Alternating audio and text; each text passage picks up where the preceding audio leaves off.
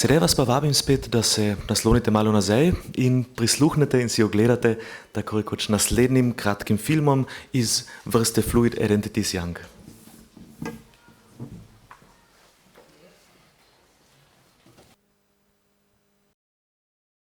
Rodili sva se na Koroškem. Doraščali in živiva pa v dveh Koroškah. Dva naroda, dva jezika, dve materinščini. Naučili sva se obeh jezikov, govoriva oba jezika. Piševa v obeh jezikih, pogovarjava se v obeh jezikih. Najino okolje, narava, starši, prijatelji, zgodovina so dvojezični. Moja domovina Koroška pa skriva svojo dvojezičnost, ki je tako trdno vpletena v njo. Sicer nam vedno spet pravijo, kako dragoceni so jeziki in več jezikov znaš, več veljaš. Vendar s tem nikoli niso mislili najine materinščine slovenščine. Kajti na Koroškem slovenščina lahko obstaja le v skupnosti z drugimi jeziki. Nikoli ne bo imela samostojne vrednosti. Koroška ni dvojezična. Je večjezična. Je nemška, angleška, italijanska. Za te jezike velja, več jezikov znaš, več veljaš.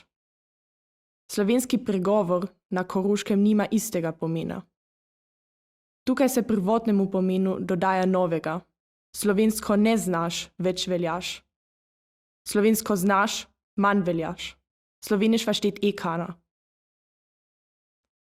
Najina materinščina je del naju, najinih misli, sanj, čustev. Jezik, materinščina, slovenščina, dvojezičnost so nama blizu srca, so več, so del naju, so osnova najine identitete. Slovenščina ima dvojino, nemščina pa je nima. Poznale eno ali več. V najini domovini bova vedno samo ena ali več. Enojezični ali večjezični, nikoli pa ne dvojezični. Izgubljeni na samem ali izgubljeni v množini. Na Koroškem se vedno odigrava isti boj. Eden proti več, večina proti manjšini, močnejši proti šibkejšim. Namesto da bi vsi živeli skupno v dvojini.